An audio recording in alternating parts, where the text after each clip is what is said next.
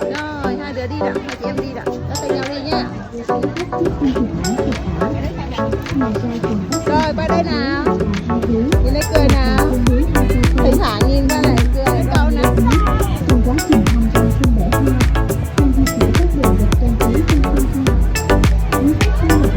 Rồi, được cái cầu.